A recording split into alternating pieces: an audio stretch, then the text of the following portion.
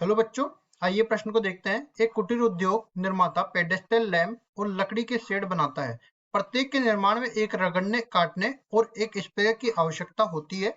एक लैंप के निर्माण में 2 घंटे रगड़ने काटने और 3 घंटे स्प्रेयर की आवश्यकता होती है, जबकि एक शेड के निर्माण में 1 घंटा रगड़ने काटने और 2 घंटे स्प्रेयर की आवश्यकता होती है। स्प्रेयर की मशीन प्रतिदिन अधिकतम 20 घंटे और रगड़ने काटने की मशीन प्रतिदिन अधिकतम 12 घंटे के लिए उपलब्ध है। एक लैंप की बिक्री पर 5 रुपए और एक शेड की बिक्री पर 3 रुपए का लाभ होता है। यह मानते हुए कि सभी निर्मित लैंप और शेड बिक जाते हैं, तो बताइए वह निर्माण की प्रतिदिन कैसी योजना बनाए कि लाभ अधिकतम हो जाए। प्रश्न को हल करने से पहले इसकी मुख्य अवधारणा के बारे में चर्चा कर लेते हैं। मुख्य अवधारणा, तो ये जो सवाल दिया गया है वो रैखिक प्रोग्रामन समस्या से दिया गया है। रैखिक प्रोग्रामन समस्या में होता क्या है कि कुछ व्यवरोध अपने पास होते हैं। इन व्यवरोधों से संगत हल क्षेत्र का निर्माण करना होता है और इन हल क्षेत्र में हमें कोणीय बिंदु देखने होते हैं। अब उसके बाद में हम चलते हैं उद्देश्य फलन पे। तो उद्देश्य फलन भी सवाल में दे दिया होता है या फिर ज्ञात करना होता है। ठीक है, अब क्या कर देते हैं, जो कोणीय बिंदु हमारे पास प्राप्त होते हैं उन कोणीय बिंदुओं को हम उद्देश्य फलन में रखते हैं और उद्देश्य फलन का उन कोणीय बिंदु पर मान निकालते हैं। जिस कोणीय बिंदु पर हमें उद्देश्य फलन का अधिकतम मान प्राप्त होता है वह उद्देश्य फलन का अधिकतमीकरण कहलाता है, और जिस कोणीय बिंदु पर हमें उद्देश्य फलन का न्यूनतम मान प्राप्त होता है वह उद्देश्य फलन का न्यूनतमीकरण कहलाता है। और देखो, उद्देश्य फलन को कैसे पहचानेंगे, या तो सवाल में अधिकतम करने के लिए बोलेगा या फिर न्यूनतम करने के लिए बोलेगा। तो देखो, यहाँ पे लाभ अधिकतम हो तो ये लाभ फलन को हम उद्देश्य फलन मानते हैं और उद्देश्य फलन का हमें करना है अधिकतमीकरण। लिखेंगे उद्देश्य फलन का अधिकतमीकरण। अधिकतमीकरण कैसे करेंगे, तो इसके लिए देखो हम लोग अपनी तरफ से दो चर राशियां मान लेते हैं। क्या है, एक तो अपने पास पेडेस्टल लैंप है, एक लकड़ी का शेड है, और दोनों के लिए हमें कुछ पैकेट बनाने हैं। इस तरह से देखो हम इनके नगों की संख्या ज्ञात कर सकते हैं। तो लिखेंगे, देखो माना माना पेडेस्टल लैंप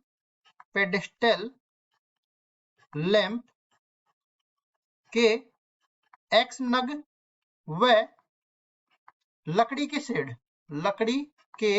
शेड के y नग है। शेड के y नग है। अब इन नगों की संख्या हमें तब ज्ञात करनी है जब अपने पास लाभ अधिकतम हो। तो इसके लिए देखो क्या करेंगे, पहली चीज तो नगों की संख्या कभी भी ऋणात्मक नहीं हो सकती, तो x बड़ा या बराबर है 0 के, y बड़ा या बराबर है 0 के। इसको ऋणोत्तर व्यवरोध बोलते हैं, और ये कहता है कि जो भी अपने पास संगत हल क्षेत्र बनने वाला है वो प्रथम चतुर्थांश में बनने वाला है।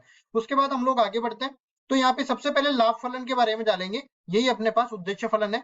लाभ फलन ये किसके बराबर हो जाएगा, देखो z बराबर में हमें दिया गया है कि लैंप की बिक्री पर 5 रुपए और शेड की बिक्री पर 3 रुपए का प्राप्त होता है।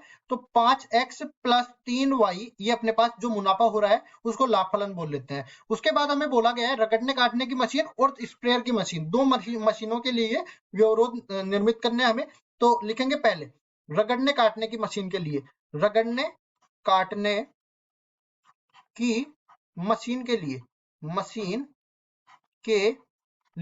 इस मशीन के लिए हम देख सकते हैं क्या कि देखो लैंप के लिए दो घंटे रगड़ने काटने की मशीन काम आती है, और इस शेड के लिए, जबकि शेड के लिए 1 घंटा काम में आ जाती है। तो इसको कहेंगे 2x प्लस वाई।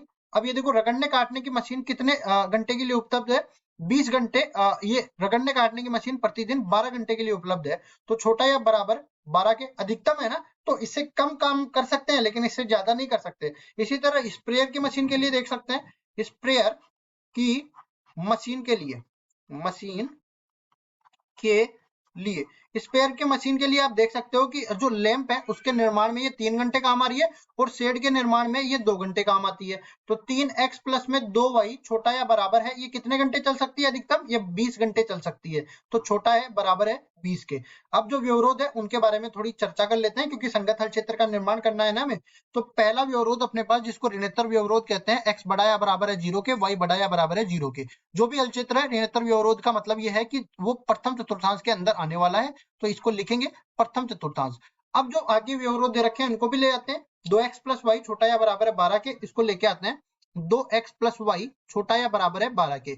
अब देखो असमीका का हल चित्र का निर्माण करने के लिए पहले हमें समीकरण का निर्माण करना पड़ेगा और एक रेखा बनानी पड़ेगी। तो पहले तो इसको समीकरण में बदलेंगे, तो समीकरण अपने पास क्या बन जाएगा, देखिए 2x प्लस वाई बराबर में 12।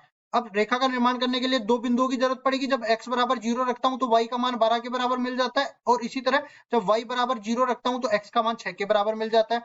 तो यहाँ से देखिए 0,12 एक बिंदु हो गया और 6,0 दूसरा बिंदु हो गया। अब आगे बढ़ते हैं और अगली व्यवरोध के बारे में चर्चा कर लेते हैं। अगला व्यवरोध है अपने पास, यहाँ पे देखो 3x + 2y छोटा या बराबर है 20 के। इसको भी लिख लेते हैं, 3x + 2y छोटा या बराबर है 20 के। इसमें देखिए पहले तो हम लोग समीकरण का निर्माण करेंगे, तो समीकरण क्या बन जाएगी, 3x + 2y बराबर में 20। अब यहाँ पे देखो दो बिंदु निकालने पड़ेंगे। पहला, जब x बराबर 0 रखता हूं तो y का मान 10 के बराबर मिल जाता है, और दूसरा जब y बराबर 0 रखता हूं तो x का मान 20/3 के बराबर मिल जाता है। ठीक है, 20/3 जिसको हम लोग कह सकते हैं 6.67। ठीक है, तो ये बिंदु तो कौन सा मिल गया, 0,10, और ये बिंदु कौन सा मिल गया, 20/3,0 बोल दो, या फिर 6.67,0 बोल दो। इन दोनों में से कोई सा भी बोल दो, वो हम लोग बनाते टाइम देख लेंगे। अब आगे बढ़ते हैं, तो यहाँ पे देखिए एक यहाँ पे संगत हल क्षेत्र देख लेते हैं। तो पहले कार्तीय तल ये बनाया मैंने।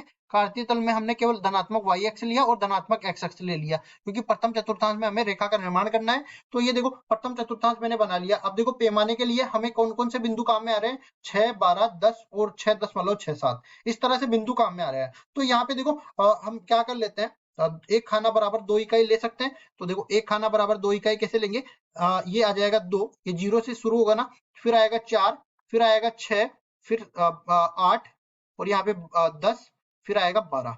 इस तरह से बनेगा। ऊपर भी देख लेते हैं, ये 2, 4, 6, 8, 10 और 12। आगे भी देख लेते हैं, ये 14 के बराबर आ गया और इधर भी 14 के बराबर आ गया। अब इसमें बिंदुओं को देख लेते हैं। पहले बिंदु में 0,12 और 6,0 है, तो 0,12 और 6,0 को मिलाते हैं। 0,12 तो ये मिल गया और 6,0 ये मिल गया। दोनों बिंदुओं को मिलाते हैं तो एक रेखा का निर्माण हो जाएगा। तो अपने पास ये जो है अपने रेखा का निर्माण हो गया। अब इसमें देखो समीकरण क्या दे रखा है, समीकरण है 2x + y बराबर में 12। इसको कहेंगे 2x + y बराबर में 12। तो ये दूसरे हम लोग देख लेते हैं यहाँ पे बिंदु, इसको ए बिंदु बोल देते हैं, 6,0 इसका निर्देशांक है। इसको बी बिंदु बोल देते हैं, 0,12 इसका निर्देशांक है। इसके बाद आगे बढ़ते हैं, तो यहाँ पे देखो 0,10 और 6.67,0। 0,10 का जो बिंदु है वो y अक्ष पर मिलेगा, ये वाला मिल गया, और 6,67 मतलब कुछ इससे ज्यादा जाने वाला है। देखो बीच में तो बिल्कुल मध्य में तो 7 आ जाएगा, तो 7 से थोड़ा सा छोटा रहेगा, और इन दोनों बिंदुओं को हम लोग मिलाएंगे तो इस तरह से अपने पास रेखा का निर्माण हो जाएगा। इसको सही कर देते हैं। देखो थोड़ी सी टेढ़ी चली गई रेखा, यहाँ से इस बिंदु से बढ़ा देते हैं। ठीक है, तो इस बिंदु से बढ़ाएंगे तो इस तरह से अपने पास रेखा आने वाली है। तो यहाँ पे देखो कहीं पे भी काटेगी, समझ लो स्केल अपने पास नहीं है, लेकिन संगत हल क्षेत्र हम आसानी से निकाल सकते हैं। इसको आगे भी बढ़ा देते हैं, तो आगे बढ़ेगी तो ये रेखा इस तरह से जाएगी और ये रेखा इस तरह से जाएगी। रेखा का समीकरण जो है वो अपने पास दे रखा है 3x + 2y बराबर में 20। ये रेखा का समीकरण हो गया 3x + 2y बराबर में 20। यहाँ पे जो बिंदु है वो बिंदु इसको मैं बोल देता हूँ सी बिंदु। इसके निर्देशांक है अपने पास 20/3,0 के बराबर, और सॉरी ये बराबर में 12 नहीं है, बराबर में है 20। तो इसको सही करेंगे, ये बराबर 20 आ गया। और इसी तरह ये वाला बिंदु कौन सा हो गया, ये वाला बिंदु हो गया 0,10 के बराबर, इसको डी बिंदु बोल देते हैं। अब इनका जो हल क्षेत्र भी देख लेते हैं हम लोग। पहले वाले में हम लोग बोलेंगे 2x + y छोटा या बराबर है 12 के। इसमें मूल बिंदु रखते हैं तो मूल बिंदु इसको संतुष्ट कर जाता है, तो मूल बिंदु की तरफ वाला हल क्षेत्र इसका हल हो जाएगा। और इसी तरह दूसरा वाला देख सकते हैं 3x + 2y छोटा या बराबर है 20 के। इसमें भी मूल बिंदु संतुष्ट कर जाता है, तो मूल बिंदु की तरफ वाला भाग इसका हल क्षेत्र हो जाएगा। तो लाल वाली रेखा का हल क्षेत्र भी इसी तरह होने वाला है। उभयनिष्ठ हल क्षेत्र की मैं बात करूं तो उभयनिष्ठ हल क्षेत्र जो छायांकित भाग में बना रहा हूं वो अपना उभयनिष्ठ हल क्षेत्र बन जाएगा। इसमें आप देख सकते हो कि यही अपना संगत हल क्षेत्र है, और जो रेखाएं इसमें शामिल होने वाली है वो रेखाएं भी इसमें इसको संतुष्ट कर रही है, मतलब रेखाएं इसमें शामिल है हल क्षेत्र में। क्योंकि जो असमिका दे रखी है ना, असमिका में छोटे और बड़े चिन्ह के साथ में बराबर का चिन्ह भी मौजूद है, तो ये आ गया अपने पास संगत हल क्षेत्र। अब इसमें जो कोणीय बिंदु दे रखे हैं उनको निकाल लेते हैं। पहला कोणीय बिंदु यहाँ पे O बिंदु है, इसके निर्देशांक क्योंकि ये मूल बिंदु है 0,0 हो जाएंगे।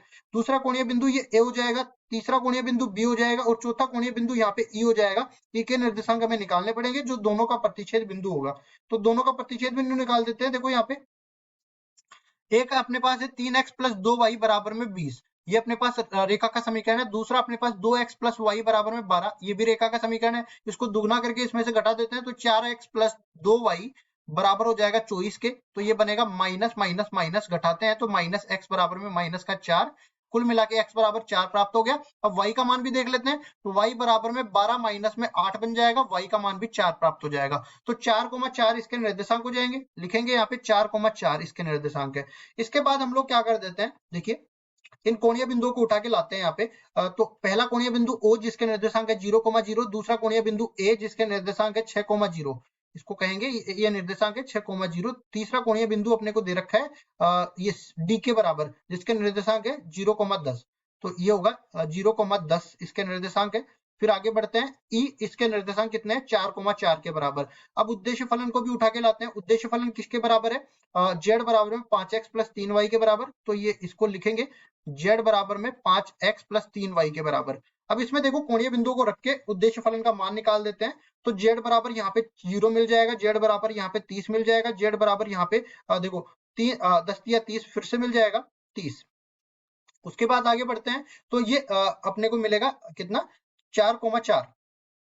4,4 पर z बराबर 5 चौका 20 प्लस ये 3 चौक 12, कुल मिला के 32 के बराबर हो गया। अब देख सकते हो इनमें सबसे अधिकतम मान किसका है, अधिकतम मान है 32 के बराबर, जो कोणीय बिंदु 4,4 पर प्राप्त हो रहा है। तो इसको हम सही से लिखेंगे, देखो अधिकतम लाभ, अधिकतम लाभ कितना मिल रहा है, 32 रुपए के बराबर मिलेगा, 32 रुपए मिलेगा। और कब मिलेगा ये, जब